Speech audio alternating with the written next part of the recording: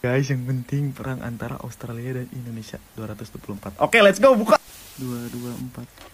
224. Australia bakal menyerang negara yang ada pelabuhan, jembatan dan tugu peringatan. Kita menyadari bahwa kita jelas-jelas di bawah menuju Surabaya, kota dan pelabuhan terbesar kedua Indonesia setelah Tanjung Priok di Jakarta, dan rumah bagi lebih dari 3 juta orang. Monumen terbesar di Surabaya, Tugu Pahlawan, adalah tugu peringatan. Indonesia dan Australia berebut supremasi di Laut Hindia. Perselisihan semakin membesar hingga menjadi konflik bersenjata yang diikuti oleh perang besar. Apa yang pengen kalian lihat? Ini daftar isinya. Tolong pause aja videonya kalau kalian kepo. Aing masih banyak. Pedan. Kiamatnya tahun 7000, kalem aing udah mati anjing. Ini buku dicetaknya tahun 2005.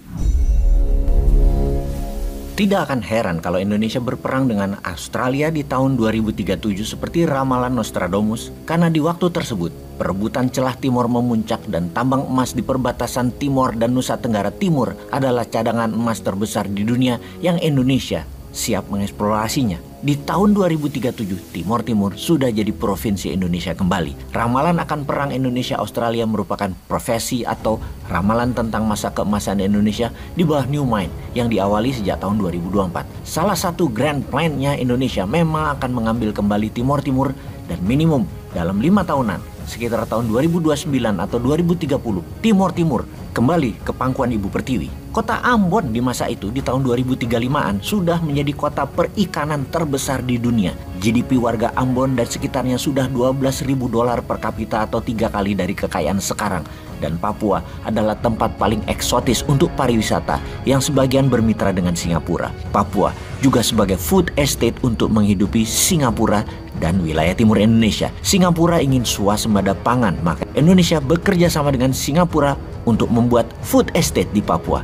Kawasan ekonomi khusus food ada di sana. Bonus lainnya, Singapura juga membangun pariwisata di Papua dengan kompensasi lainnya, yaitu listrik Singapura ambil dan beli dari PLTN, listrik tenaga nuklir Thorium Indonesia yang dibangun di Pulau Bangka. Uang warga Indonesia di Singapura yang berjumlah 5.000 triliun rupiah pindah ke Batam, di mana hal itu menjadikan Batam adalah sebagai gerbang maritim Indonesia beserta financial hub perluasan wilayah bekerja sama dengan Singapura. Kerjasama dengan Singapura menjadikan Singapura seakan provinsi Indonesia mirip Aceh, mirip Papua, mirip Timur Leste. Indonesia di tahun tersebut sudah menjadi raja ASEAN. Pembangunan ASEAN menggunakan Spice Mineral Road, semacam obornya Tiongkok, tetapi tidak pakai hutang, tidak pinjaman berbunga, namun pakai trading dan transaksi yang adil menggunakan underlying gold. Persis seperti zaman Gajah Mada menyatukan Nusantara, pakai gramasi emas, alat tukar emas. 70% transaksi antar negara ASEAN sudah pakai gramasi emas. Di Indonesia sudah dual payment, bisa rupiah, bisa berat emas. Sudah 100% transaksinya di tahun 2035 sudah menggunakan sistem itu.